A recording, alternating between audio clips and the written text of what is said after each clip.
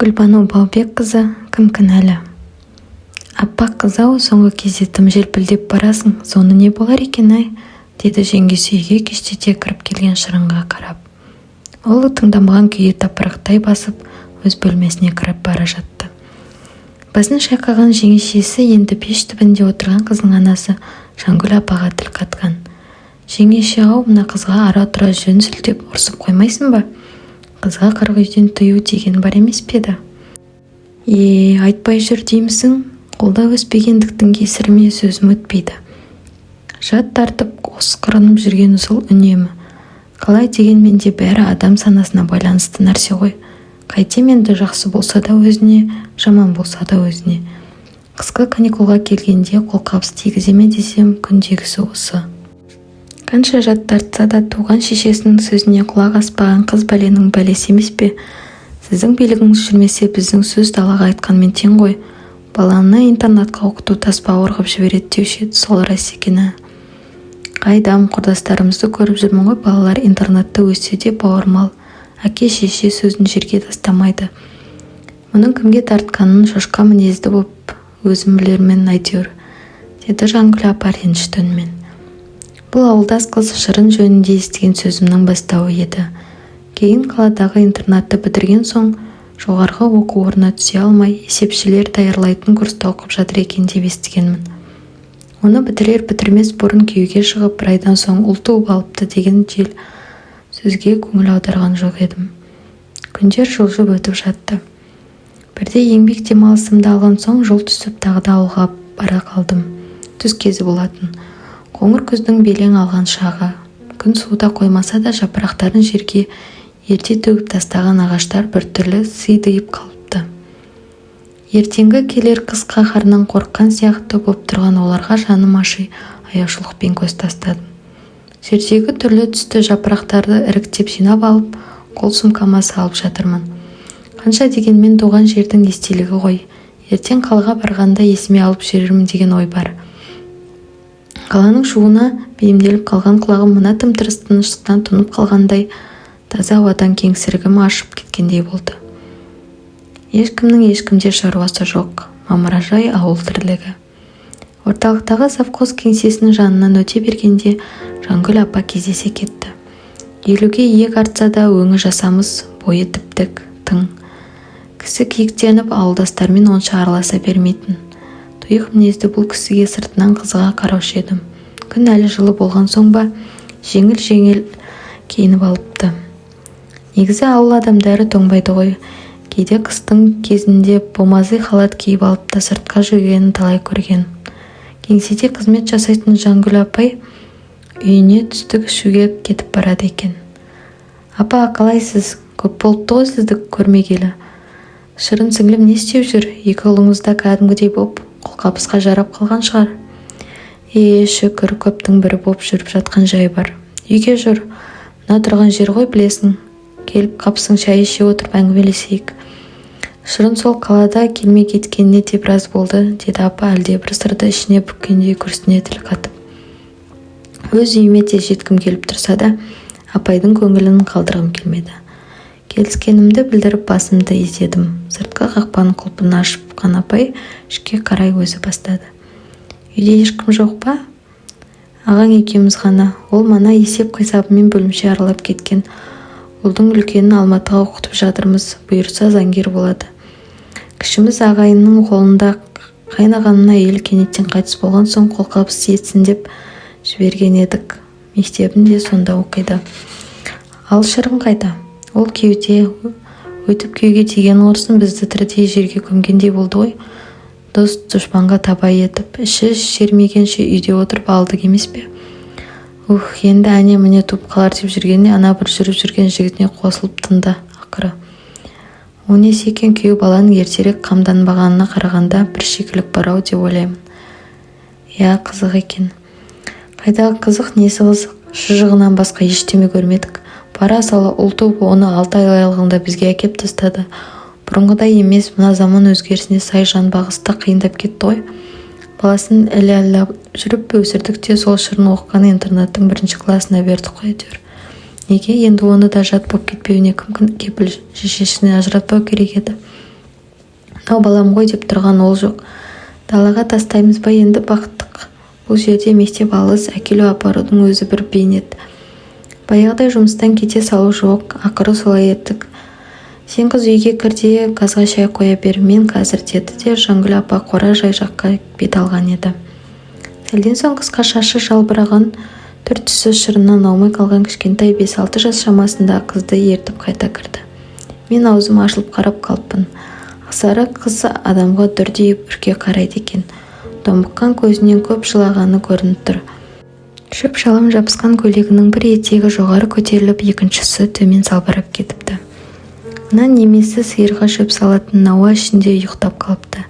Бар, ана тәтеңе сәлем бер деді Жангүл апа. Оны маған қарай итермелеп, өзі шай қамдауға кірісті. Менің мына бейкүнә қызға жаным ашып кетті. Жақынырақ барып шашынан сипадым. Сөздің көжегінде қорқақтап кейін шегінеді. Маңдай сипар мейірімге тапшы жетім көңіл белгісі еді бұл. Апырай, мына періштенің не жазығы бар? Аналық мейір шапағат бере алмайтыны бар, несіне өмірге бала келді екен түге. Жас кезіне жаны жадауланып жабығып, жасық боп өскен баладан түбінде не күтуге болады? Биікке ұмтылу үшінде ұшқан ұяңнан толымды тәрбие алып, ерік жігерлі болуың шарт қой. Тұрнай өзінің алақан жылуынан тосылып жанарына жас үйіріле қалыпты. Енді бірдеңе десе бір тамшы үзіліп түсер ме екен? Менің ішкі ойымды Жангүл апаны сөзі бөліп жіберді. Я, өзі бір жабайы қыз, үйде қамап кетіп жүруші едім, келгенше астын үстіне шығарып, қопарып тастайды. Не қыз бала боп қошақ ұстап ойнауды да білмейді, қыз болмай кеткірдің деп Жангүл апаның үнінде реніш басым. Сонда қалай ол күн ұзаққа көршінің үйінде жүре ме? Қайдағы өз шешесіне керек емес бөтен кісі қалай қарасын? Бір аптадан соң алып кетем деп еді, міне 3 ай болды, әлі жоқ. Тіпті болмаған соң ана қора ішіндегі байлаулы тұрған бұзаудың жанына қамап кетіп жүрмін. Енді қайтем, басқа амалым жоқ. Қораға қамаған несі? Таңданыстан дауысы қарлығып шыққандай болды. Әлі кішкентай ғой, қорықпай ма? Сұмдық қой мынауыңыз, еле жоқты бастап. Қорықсын қорықпасын, жағдай сол болса, жұмысқа апара беруге болмайды, содан осылай. Көкетаймай дедім мен, келе қойшы, есімің кім сенің? Әжесіне бар бетегіне тығылған қыз үндемеді. Дана ғой, әлгі ақымақ қызының қойғаны елде жоқ есім деп. Сол елде жоқты бастап қораға қамап кетіп жүрген менің түрім мынау. Күйеу бала жаман жігіт емес, бірақ тым момынау. Ана қыз әбден иіліп көндіріп алған. Не күйеуін алға жүргізбейді, не өзі тірлік қамын жасап алға ұмтылып тұрған жоқ. Деке тірескен тірлік әйтеуір. Күйеу кейінгі кезде ішеді екен дегенді естідім. Қай жетіскеннен ішеттейсің күйіктен де? Ата-анасы бар ма? Бар, әжептәуір тексі жердің баласы, момындығы болмаса, ана біздің күйдірге қыз қай бірі ондырсын оны. Әйтпесе енесі, қайнағасы, қайнап кеседе көргенді жандар. Солар болмағанда кім біледі, ана қыз әлі жүрер ме еді? Оң босағанда бала туып жалғыз басы сопайып. Ой, апай, мұнан да бала тумай-ақ отырып қалған қыз атанып жалғыз жүрген артық емес пе? Ел аман, жұрт тынышта, сәби қабағына кірбің шалдырған ананы ана деп ардақтаудың өз күнә. Енді қайтем, іштен шыққан жұбар жылан ғой деп бәріне де көнеді екенсің. Қайтып келген қыздың қаһары қатты дейді ғой, ана байынан ажырамаса болды да. Кел отыр, шай суып қалып жүрер. Шамалдан соң жұмысқа да кетуім керек. Сонда қалай, мына дана қызды тағы да шарқыратып қораға қамап кете бересіз бе? Солай етем де, қойыңызшы апа. Қалай датыңыз барады ондайға, обал емес пе? Одан да сіз келгенше қасында мен бола тұрайын. Мейлі онда, үйіңе асықпасаң бірге болыңдар. Апасы жұмысқа кете салысымен қыз бақыра жылап бақша жаққа қашып кеткен болатын. Оны іздеп тауып алдым да жұбатып үйге ертіп келдім. Шайнектегі суды легенге қойып шашын жудым. Тарап отырып басындағы шаш қыстырғышты алдым да шашын жинақтап қойдым. Данай, ақылды қыз, әдемі қыз деген мақтау қоштау сөздерімен көтермелеп қоям. Бала көңілдес жұбанады екен, бөтенсіп тұрса да үйіріліп қасымнан шығар емес. Айна алдына барып өз бейнесін қызықтай қарап жымыңдап қояды. Қыздың көзі қызылда деген расау, мойнындағы мен таққан моншаққа дән риза. Кешке қарай апай келгенде Дана екеуміз әжептәуір тіл табысып, үйренісіп қалған едік. Ж әрпін з, р әрпін л деп сөйлейтін қыздың тілі мүкісі байқалып тұр. Енді бірер жылда мектепке барады дейді, сонда қайтпек. Абалай Данайды тіземе отырғызып үлкен кітапты екеулеп ұстап шүйіркелесіп отырған бізді көріп Жангүл апай қуанып қалды.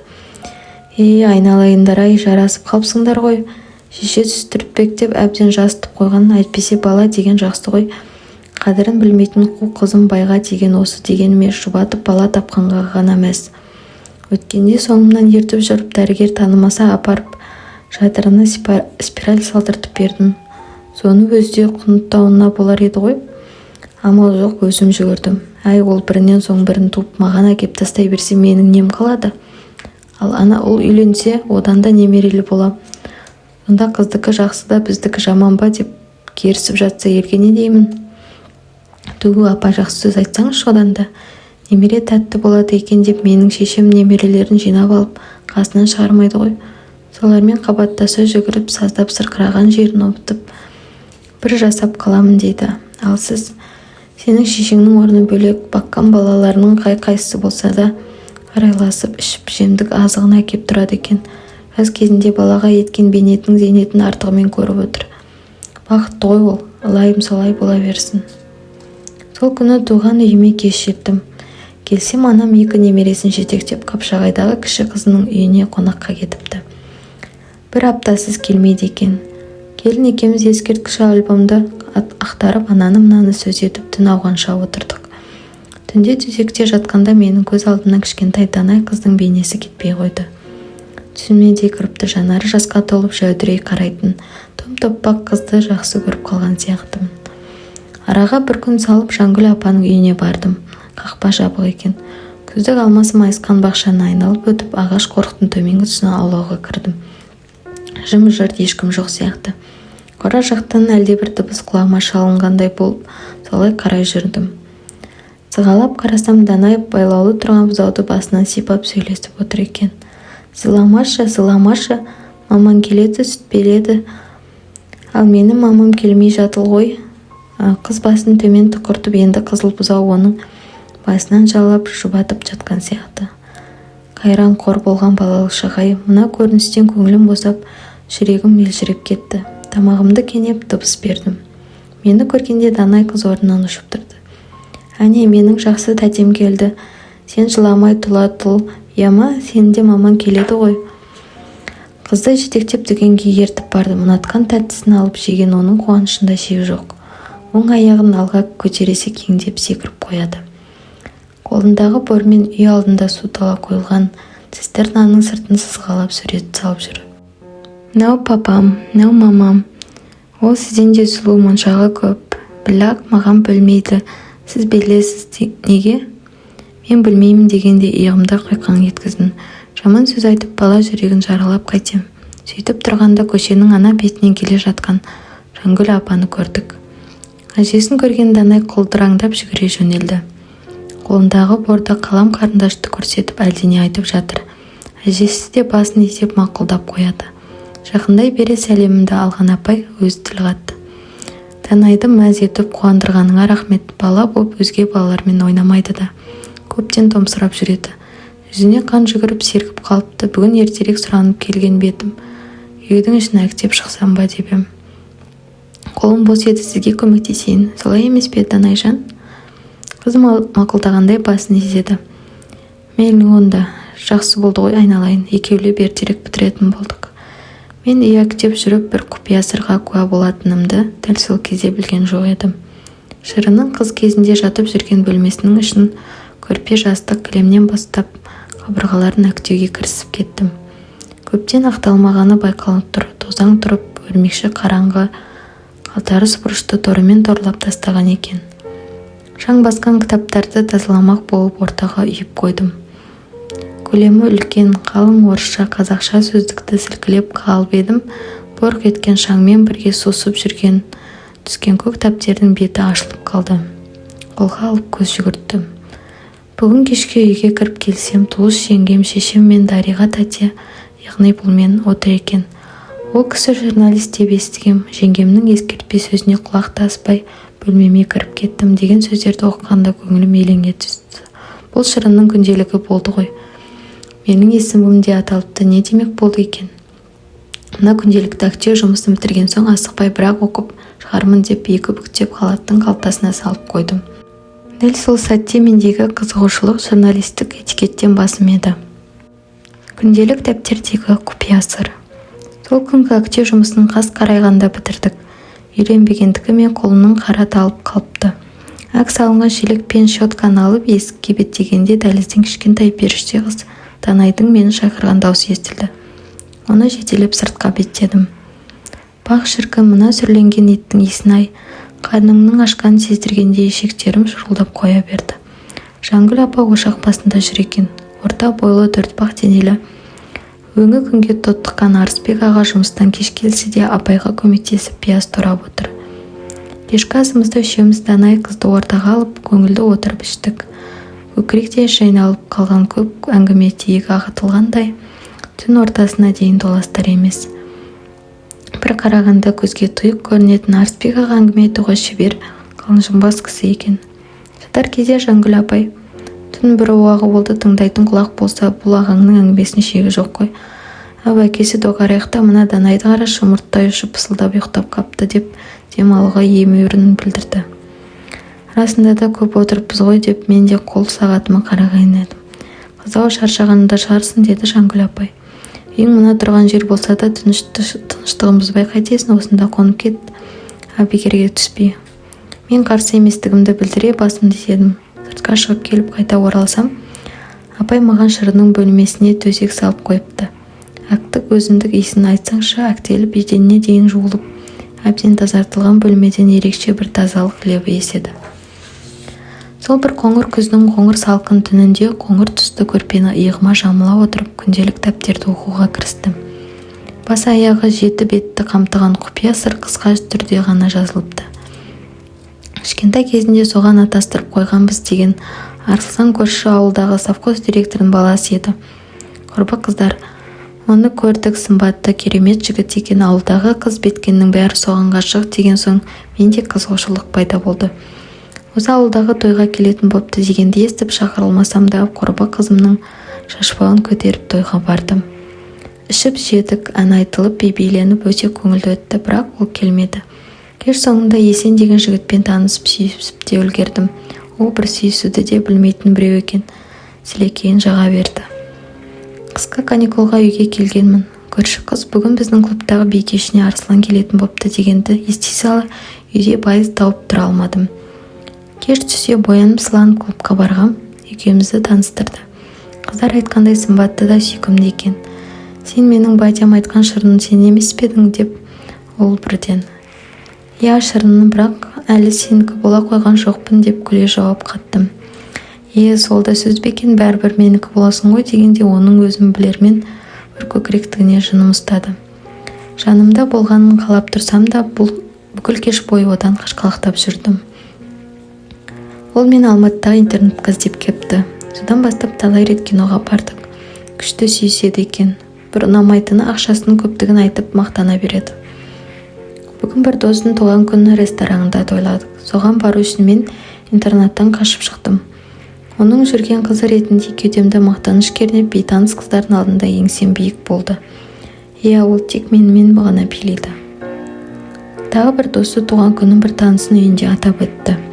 Сол кеште ол осынға шарапты қызып қалыппын. Оның ыстық құшағына жатып, қыздық пәктігімнен қоштастым. Өкінген жоқпын, одан кейін де талай кездестік. Ол үйленеміз деді. Мен солай болатынына сенімдедім, өйткені сүйген адам алдамайды ғой. Мен оқуға түсе алмадым. Арслан мен тұрған пәтерге іздеп келді. Хозяйка әйел оны ішке кіргізбей қойды. Сағынып жүредім. Содан екеуміз ең жоғарғы этажда тұрып сүйістік, лифт ішінде де. Ол кетіп қалды. Аяғымның ауыр екенін айтуға бата алмадым. Мен үйдемін, үйдегілер ештеңе де білмейді. Тамаққа тәбетім жоқ, жүдеп кеттім. Ол ауылға келем деп уәде берген еді, келді. Әке-шешемнің ұйқыға кетуін аңдып жүріп, оны терезеден ішкі кіргізіп алдым. Төсекке жатып армансыз ләззатқа баттық. Таңға жуық оны ояттым, сүйісіп жатып, сенен 2 қабатпын, қашан үйленеміз деп сыбырладым. Ол үнсіз жатты да, жақын арада хабар беремін деп уәде еткен. Күндер өтіп жатыр, одан хабар жоқ. Іздеп едім, таба алмадым. Ұзын құлақ хабардан оның Астанаға кеткенін естідім. Ол жаққа баруға ақша қайда? мамамнан мені атастырып қойғанбыз деп едіңдер, сол рас па? Неге қамданбайсыздар деп сұраған едім. Амалым қалмай бірақ тым кеш сұраппын. Естіген жауабым жұбату орнына жылатты. Ол курстас екі достың қалжыңы ғой. Оның әйелі ұлды, менің қызды боп бір күнде босандық. Соны жуған екі әке ішіп отырып солай деп өсіпті ғой. Қазір ол досы білдей бір бастық бізді қайтсын. Менсімеген соң ба араласпаймыз да. Ішіп үлкейіп келеді. Дәрігер аборт жасатуға тым кеш деді. Кездейсоқ бір жігітпен таныстым. Есімі Жаныз. Қалада такси айдайды екен. Ол мен ұнатып қалған сияқты. Соны айналдырып көрсем бе екен. Адамдар бірін-бірі алдайтын түлкі заманның заңы сондай. Дос қызымның туған күнінде Жаныз қатты қызып қалды. Соны пайдаланып сол түні құшағына жатып шықтым. Бір аптадан соң ол мені таныстыру үшін әпкесінің үйіне ертіп барды. Жездесінің туған күніне кез болдық. Ақкөңіл жандар екен, жылы қабылдады. Бірақ басыма орамал салған жоқ. Кешіктірмей 2 қабат екенімді Жанысқа айттым. Ол алғашында не дерін білмей күлімшіп қалды. Іштей әлденені сезе ме, кім білсін. Шаруаны сылтауратып ауылына кетіп қалғанын естігенде жылап жібердім. Мейлі, шешінген судан тайынбас деген бар. Содан 3 айдан соң томпайған ішімді көрсетпек боп қарындасы істейтін жерге бардым. Әдейілеп Жанысты сұрадым, сосын ауылға өз үйіме кетуге мәжбүр болдым. Көше тұрмақ, үйден шығуға, елге көрінуге бет жоқ. Шешем ауыз жаппай ұрсып жүр. Әкем жерге қарайды. Бір күні Жаныс звондады. Уже туатын болдым, қашан аласың дедім, ашынған даусым қатты шығып. Ол сәл күтіңдер, жақында шешем әпкеммен бірге кешірім сұрауға барады. Әкем ертеректе қайтыс болған деді. Сөйтсем мені көрген қарындасы 2 қабаттығымда әпкесіне жеткізіпті. Ол інісін ауылдан шақыртып алып әбден сөккен екен. Ол да біреудің мәпелеп баққан қызы, жазықсыз жанның көз жасы. Қалу тұқымызда жоқ нәрсе. Қызын аласы алысқа жібермейді, жолың жабылады, үйлен деген екен. Мені жылатқан басқа біреу екен, олар қайдан білсін? Үйлендік, бір айдан соң ол бала дүниеге келді. Оны туғаннан жек көріп кеттім. Баланы өздерің асырап алыңдар деп шешеме апарып тастадым. Күйеуіммен арзанқол пәтер жалдап тұрып жатырмыз. Ол көп ағайынды болса да тума туысымен сырттай сирек араласамыз. Енем басқа келіндермен салыстырғанда мені онша іш тартпайтын сияқты. Оған не себеп? Әлде ішім шерттей 2 қабат күйімде есік аттағанынан шығар. Ақ көйлек киіп, ақ бата жамылып, қалыңдық ретінде босаға аттауды мұңайды ма? Құдай жазбаса амалым не? Неке сарайының алдында бақытты қалыңдықтарды көргенде қызға да қызғана қараймын. Ол мен үшін арман боп қалар. Қыз боп несіне жаратылдым, бағым ашылар ма екен? Оңашада көп жылаймын, мұңдасар, сырласар ешкімім жоқ. Жарық күнде жабыққан, абайсызда адасқан жанның бірімін. Күнделік осылай аяқталыпты. Отбасындағы жалғыз қыздың шырының жан сыры еді бұл. Еркеліктен гөрі өкініш басым. 12-де бір гүл ашылмай жатып есегендіктің лебі білінеді. Қайран жанбай жатып жалп еткен қысқа қыз ғұмыр. Жол сапармен көп жерді көріп жүрмін ғой. Ұлдан гөрі қыздардың қастерлеп аялап маңдайына жел тигізбейді. Бір жағынан бұл дұрыста. Онсыз да жас жұрттық қыздың жолы қашанда жіңішке дегендік шығар. Сол жіңішке жолды аяусыз кесіп өтіп, гүлдей жинаған қызғалдақты үзіп, бір түннен соң лақтырып тастайтын осы бір жігіттер қай ананың жатырынан шықты екен. Жауапкершілік, иман, обал қайда ағайын. Қыз мейірім, қыз сұлулық, қыз бақыт. Қыз жар, ана қыз өмірдің қызғалдағы емес пе? Саңсыратқан сан ойдан шаршап кеш ұйықтағандікі ме? Кеш тұрыппын. Мен жатқан бөлменің есігі жанындағы тықырға сыбырлай сөйлеген сөз қосылды. Данай болмайды дедім ғой, жұрт бері, апа ұйықтап тұрсын деді еркек даусы. Ол Арысбек ағаның даусы. Шамасы Жангүл апай жұмысына кетіп қалған-ау. Жақсы тәтем тұлғанша мен осыны татулатайыншы дейді Данай жылымсырай тіл қатып. Жоқ, болмайды деп айттым ғой, егер тыңдамасаң, онда ана бұзаудың қасына барасың. Данай қызды бұзаудың қасына болу жалықтырды ма? Аяғын тіп-тіп басып амалсыз кетіп барады. Жолы аңсаған сәби көңілін ұғына білмейтін үлкендердің қадандығын неге боларсын? Оны қорқытпай-ақ, тәтені көргің кеп тұрма, онда тыныш қана осында тұра ғой десе қайтеді екен. Апай берген халатты иығыма жамыла салып, есікті ашып басыма шығардым. Ағаның жетегінде басы төмен селбіреп кетіп бара жатқан Данай артына жалт қарап қуана дауыстады. Ата, жіберші, әне, жақсы тәте ояныпты. Данайжан келе ғой күнім менің. Сонымен не керек, ауылдан кеткенше Данаймен көбірек болдым. Өзен жағасында тас тердік, түймеден моншақ тіздік, бұзау суардық, бұлшадан алма жинадық.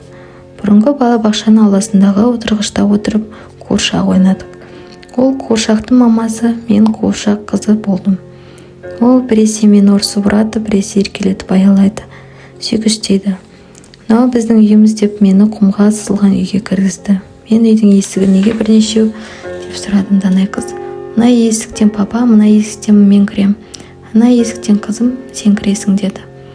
Бәріміз бір есіктен неге кірмейміз десем, ол түсінбегендей көзін төңкере қарады. Бәріміз бірге жүрмесек, бір есіктен қалай бірге кіреміз? Соны да білмейсің бе, өй милау неме деп мені, яғни қуыршақ қыздың басынан түртіп қалды. Мен, яғни қуыршақ қыз, сол кезде жерге құлап үнсіз қалдым. Сәби қиялындағы шындыққа сөз таба алмай, сол сәтте жерге қараған едім. Беймәлім әсерден бойым шымырлап, көзіме мөлтілдеп жас келді. Бар қолымнан келгені қуыршақ ойнап отырған кезімізді өзіммен бірге ала барған фотоаппаратпен суретке түсірумен болдым. Алматыға жол жүрерде Данай қызбен қоштасқан жоқпын. Өйткені оның жылап қалғанын көру мен үшін ауыр еді. Қанша дегенмен ол маған, мен оған бауыр басып қалған едік. Жангүл апай шығарып сап тұрып: мұнда Шырынның адресі жазылған, барған соң оған хабарлас, біз күтіп жүрде. Санасыз болмаса келіп кетер азын-аулақ май құрт жинаған едім. Мынаны екеуің тең бөлісіп жерсіңдер.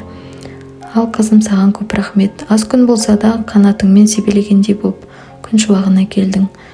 Жақсы ниетті кісіні жас сәби мен ит қана бірден таниды деген бір. Сол рас шығар. Данай немеремде сені жақсы тәтем деп мақтанып жүр. Құдайым бар болса сенің жолыңды соған берсін деп тіледім. Аман бол айналайын деп бетімнен сүйді. Жангүл апа, сізде Данайды бұдан былай қораға қамамаймын деп уәде беріңізші дедім, ішім жылап тұрса да күле сөйлеп. Мақұл, уәдемді берем, тек ана қызға тоғай сәлем айтып бір жөнін тапсын. Уайымдамаңыз, Шырын қызыңыз жердің түбіне кетсе де тауып алып сәлеміңізді жеткіземін Данай үшін. Жангүл апай берген Қытайдың ала сумкасын арқалана көтеріп қалаға да жеттім. Ең алдымен автовокзал маңындағы фотосалонға кіріп суреттерді шығарттым. Міне Данайдың жеке суреті. Жалбыр шашын жел ойнатып, кетік тісін көрсете күліп тұрса да, жәудір жанарына сұрақ таңбасы басылып қалғандай. Мен кіммін? Не үшін өмірге келдім? Ертеңім не болады? Қағаздай аппақ таза балалығымен көңілімнен орнын тапқан бүлдіршін қыздың жансыз бейнесіне мейірлене қарап, біз әлі кездесеміз. Мамаң да, папаң да, жақсы тәтең де сені жақсы көреді. Ботақаным деп күбірлей бердім. Шаңырақ деп аталатын ықшам ауданның көшелерімен жая жүріп келе жатырмын. Мұнда көбіне алыс ауылдардан келгендер орын тепкен екен. Жан бағыс үшін қала маңын жағалаған сияқты. Әркім өзі шама шарқына қарай қалқайтып шаңырақ тіккен. Негізі Айпек даңғылының төменгі сағасында осындай ешбір архитектуралық бағыт-бағдарсыз салынына салынған қиқы-жиқы үйлер көп-ақ. Көшелері қыңыр қисық, аты жоқ көше көп. Шырын мен күйеу жалдап тұратын жерді табудың өзі шөп ішінен ине іздегенмен бірдей болды. Таптым-ау ақыра мәссаған. Мына 2-2 метрлік жапырайған тоқал томды үй деп атаудың өзі күлкілі. Терезе орнында кішкентай ғана тесік бар, әйнегі де жоқ. Кәдімгі үй күшік дерсің, есігінде құлпы тұр. Күтіп әрі-бері біраз жүрдім. Енді кетпек болып едім, көршінің қызы-ау деймін. Қара домалақ қыз жаныма жүгіріп келді. Тәте, сіз Шырын тәтені күтіп жүрсіз бе? Я, ол осында тұрады деп еді, қайда кетті екен білесің бе?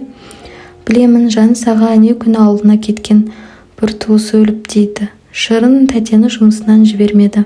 Жалғыз дүниеден қорқам деп дос қызының үйіне кетті. Міне телефоны. Біреу келсе осыны бер деп маған тастап кеткен еді. Ой, рахмет, ақылды қыз екенсің ғой. Мама, ала ғой. Шырынның мамасы беріп жіберіп еді дедім, мен бір уыз құртты қолына ұстатып жатып. Әжең бар шығар? Я, бар. Мына үйде бірге тұрамыз. Ол кәдімгі кефирді қайнатып бізге ірімшік құрт жасап береді. Жеп көрсеңіз өте дәмді, деді қыз үлкен мақтанышпен. Рахмет, айналайын. Әжеңе сәлем айт, тағы бір келгенде жермін. Жарай ма? Сау бола ғой. Сау болыңыз. Үйге келіп өзіме бейтаныс Шырынның құрбысының үйіне телефон соқтым. Телефонды Шырынның өзі алды. Қуанып қалдым. Амандық саулықтан соң оған: бәлен уақытта мына үйдің адресіне кел, ауылдан сәлес сауқатта келдім деп үйіме шақырдым. Ол келемін деп адресті жазып алып қалды. Ең құрыса сөз арасында болса да Данай қыздың хал жайын сұрамағанына таң қалдым. Қалайынша безбүйрек тас жүрек болғаны оның деген ой көңілімне кілкіп тұрып қалды. Түс ауа есік қоңырау соғылғанда өзім барып есік аштым. Келген Шырын екен. Сәлеметсіз бе тәте? Тізеден асар аспас қара юбка киген, жеңіл қара курткасының сыдырмасы ашық, етек жағы олпиып-солпиып тұр. Қара шашы иығына төгіліп басын бір жағына қисайта қарап тұрған оның мына тұрысы көз алдымда Данайды елестетті. Жылдан барып бетінен сүйдім. Ол татысын шақтап төмен қарады. Өзім көрген сонау кездегі жас қыздың елесте қалмапты. Өңі жүдеу тартып тым есейіп кеткен. Қалайсың Шырын? Жүр төрге қарай өт. Рахмет тәте шақырғаныңызға. О, бай тұрады екенсіз ғой, деді қонақ бөлмеге кіре бере. Шүкір, байда емеспіз, кедейде емеспіз. Ортанқол тірлік қой бәрі. Кел аяқ жазып диванға жайғас. Шайда дайын тұр. Байлық тоқтық жақсы ғой, бізге мұндайда жету қайда. Қой, олай пессимизмге берілудің әлі ерте. Ертеңгі күніңді жаманға жорып қайтесің. Менің жасыма келгенде, яғни енді 20 жылдан кейін бізден асып түспесең кем болмассың. Мә, ала ғой қызыңның суретін. Не, Данайды керек етпейсің бе? Тіпті сұрамайсың да. Я, ол не істеп жүр екен? Суретке күшті түсіпті ғой, оны газетке жариялау үшін түсірдіңіз бе? Жоға, сені қуандырсам деп.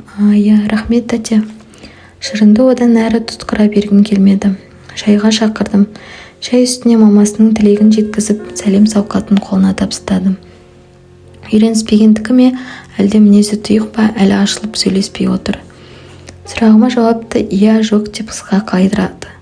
Манадан бері Данайдың суретін қолынан тастаған жоқ. Сөз арасында соған қарап ойын қойып отыр. Шырын, сен мені кешір айналайын. Не үшін тәте? Мен мамаңа көмектесіп үй актеп жүріп сенің күнделігіңді тауып алдым. Сосын, ой, мен оны таба алмай кетіп едім, оқып қойған жоқсыз ба? Деп Шырын екі бетін қызарықтап маған сұраулы жүзін бұрды. Я, құпия сырының куәсі болдым. Үнсіздік. Сәлден кейін үні бәсең шықты. Мамам да біле ме, дәптерді алып келдіңіз бе? Ту, енді не істеймін? Өсек айту әдетінде жоқ. Құпия сырды сақтай білетін жанмын. Өзіңе ғана айтып отырмын.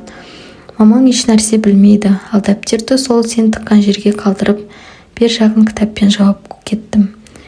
Қап, басқа біреу оқып қойса қайтем? Мейлі. Несіне сонша қобалжисың? Мына тұрған жер емес пе? Ертең ақ барып келуіңе болады. Күнделігіңді әкелесін, әрі Данай қызды көріп қайтасың ғой.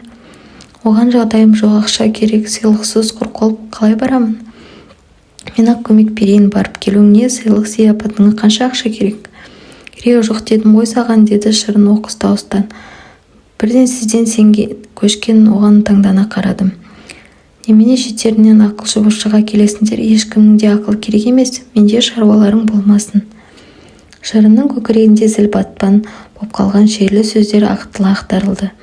Тыңдаған құлақта жазық жоқ деген ниетпен сөзін бөлмей үнсіз тыңдап отырмын. Арасында басымды изеп мақұлдап қоям. Данай деп қалыпсыңдар, тіпті мен туралы басқа не білесің? Күнделікті жазылғандар менің осыдан 6-7 жыл бұрынғы өмірім. Тіршіліктің сұрай қиылығын оқпаған кезім ғой ол. Содан бері басымнан талай нәрсе өтті. Күйеуім екеуміз де жұмыссыз қалып, қара суға қарап қалған күнімізде болды. Ешкім бізге еш нәрсесін бөліп бере салған жоқ. Балаң бар, неге соны бақпайсың деп оңай әрине. Жеке басымды жарылқай алмай жүрген кезде мен қалай бала бақпақпын? Оны ойламайды деп кім айтты саған? Анамның қасында жүрсе аш болмайды ғой деген үміт қой менікі. Данайды қорада қамап ұстайды екен дейсің. Онда тұрған не бар? Мама мені де інілерімді қозықтап үйге қамап кететін кезінде. Кейін интернатқа берді. Өйткені олардың да бізді қарауға мүмкіндігі болмағаннан. Жұмыстан қолы тимейтін оған кімді кінәлауымыз керек айтшы? Тіпті күйеуге тигенде төсек орында бермедіңдер деп әке-шешеме қарғыс айтқанда мен не ұтамын? Жаман лашықта тұратынымды көріпсің ғой, одан арғысын өзің-ақ түсінген боларсың. Күйеуім жаны Сейфуллин мен Рысқұлов көшесінде жұмыс іздеп телміріп тұрады. Бірде табысты болса, кейде құр қол бос қайтады. Өзім жақында ғана жұмысқа тұрдым, айлығым 7.000 теңге. Жұмысқа дейін барып келер жолыма 3.000 кетеді. Қалғанына қалай өмір сүр демексің? Әлде үмітім сөнген жоқ. Жағдайым түзелсе, балаларымды бауырыма алсам ба деген ой бар. Басқа маған не қыл дейсің? Жалғыз мен ғана емес мұнда күйде жүрген. Мықты болсаң осыларды ана жоғарыдағылардың құлағына жеткіз. Бай болсаң басыма баспана алуға немесе жер алуға көмектес. Түймекүл апайдың тұмар алсам деп едім, мүмкін жолым ашылатын шығар. Ашынған жүректің түйдекке айтқан ащы сөздері өңменмен өткендей болды. Көзінен домалап түскен жасқа да қарамай бедірейіп отырған қалған шырынды не деп жұбатарымды білмей тосылдым. Ол сол сұрланған қалпы қош айтыспастан ала сумканы көтерген бойда үйден шығып кетті. Төр алдына Дана екеуміздің қуыршақ ойынын ойнап отырған сәтіміз бейнеленген суреттер шашылып қалыпты. Арасында Данай қыздың жеке түскен суреті жоқ боп шықты. Арада біраз күндер өтті, әйтсе де сол жағдай ойдан кетпей жүрген еді. Тәте, мен шырымын сорлап қалдым ғой, сорлап. Телефондағы зарлы дауыстан сай сүйегім сарқырады. Жүрегімде бір жамандықты сезгендей солқ ете түсті. Не болды, неге жылап тұрсың Шырын-ау, дедім мен жендермен тізеп бүгіліп. Күйігім саятта ештеме түсінбегенде иығымнан сүйемеледі. Тәте, Татай, Жандосов көшесінде хирургиялық жедел жәрдем бөліміне тезірек жетші. Қолыңыз болайын, өтінемін, күтемін. Асығыс киіне үйден шыққан бізді таксилетіп айтқан жерге тез жеттік. Көзінен бода-бода жас тамшылаған Шырын мені құшақтай алды. Көп жылағаннан көзі домбығып ісіп кетіпті. Тәтетай, Бекарыс ауыр халде жатыр, ақшаңыз көп қой, құтқарыңызшы, аналарға айтыңызшы, бәрін береміз деңізші. Ең өкінішті сол, Бекарысты көп ақшада құтқара алмады. Жақсы тілек тілеген бізде дәрігерде жаны шүберекке түйіп аңыраған анасы Шырын да құтқара алмадық. Өмір мен өлім ортасында жанталасқан баланың тәнін қара жер өзіне тартып, жаны мына дүниені тәрк етіп аспанға ұшып кетті.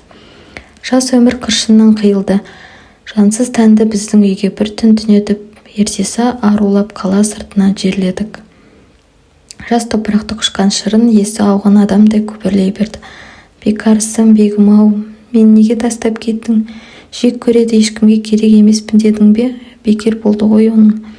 Мен сені ылғи да ойлайтынмын, бақытты етсем деуші едім, арманда қалдым-ау. Көп ақша жинасам, достарыммен бірге қасыма ертіп паркте қыдыртсам, кинотеатрға апарсам ба деп едім. Сен сонда достарыңа мақтар едің, менің мамам осындай деп. Балапаным-ай, бағашылмаған. Келші құшақта бауырыма басайыншы. Тірі екенсің ғой, қайдасыңдар, ол тірі. Әне топырақ қозғалып кетеді. Шыға алмай жатыр ма? Қана, қатыгез едіңдер тірі дейік. Оны неге көме салдыңдар? Балам тұншығатын болды ғой, обай-ай.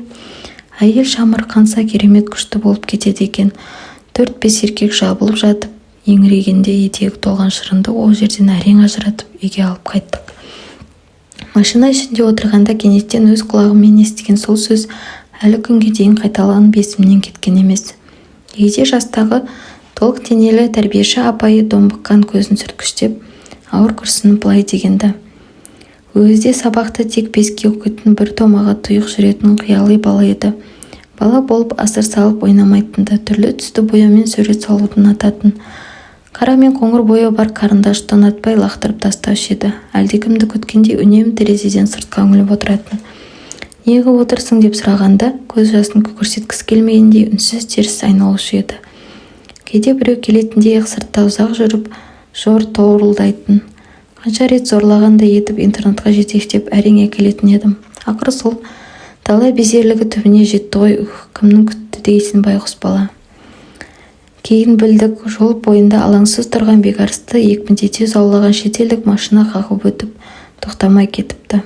Арыққа ұшып түскен баланың басы жарылып, миына қан кеткен екен. Жедел жәрдем келгенде жаны шықпаса да ес-түссіз жатады. Дәрігерлердің сол күнгі арпалысы текке кетті. Беймезгіл жағдайда өмірге келген Бекарыс өмір мәнін ұғынбай жатып, беймезгіл кеште мәңгілікке көз жұмды. Арыстай ұлдан абайсызда айырылып қалдық. Кім кінәлі? Жанасы жақын адамдар жиі келіп көзіне көрініп тұрса, ол жаны жабырқап, жол тоспаспай еді, кім білсін. Шырын жүйке ауруларын емдейтін ауруханада 2 айдай емделіп шықты. Қазір кісі Данаймен күйеуімен менің үйімде тұрып жатыр. Данайды қасынан бір елі шығармайды. Кеш оянған ана махаббатының шуағына бөленген Данай мәре-сәрі бақытты. Жан жарасын уақыт емдейді десек те бір өкініштісі Бекарысты қайтып келмейді. Тергеу саласындағы жігіттерді іске қосып қылмыстыны іздестіріп таптық ақыры. Дандайсыған жаңа қазақтың бірі екен. көзінің қараңғыда нашар көретін дімкәсі барын біле тұрып, машина айдау правосын сатып алып, ол қашанда болсын машинасы жылдам айдауға әуес боп шықты. Сотта ісі қаралып, кесімді жазасын алды. Үлкен қазаның өтемі ретінде көп ақша өндірілді. Сол ақша адам жанына тати ма? Қазір сол ақшаға баспана жайын реттеу үшін жанымыз жүгіріп жүр. Түбінде үйлі жайлы боп бәрі жақсы болатыны айқын. Бірақ соның бәрі бекарыстың орнын толтыра ала ма? Әлде анасы баланың қадірін ұғансын, әрі басқа баласымен бақыт ету үшін жоғарыдағы ұлы күш жас баланы мерт етті ме? Міне, бір-бірімен жалғасқан 3 ұрпақ, ата-ана, оның ұл қызы, сосын немере тағдыры осындай. Бақытсыздыққа кім кінәлі? Тағдыр талқынысындағы лар дейміз-ау, соған өздері ұрынып бақытсыздыққа ұшырағандар қаншама? Бұл өмір ғой, өмірде не болмайды деуіңіз де мүмкін. Иә, солай.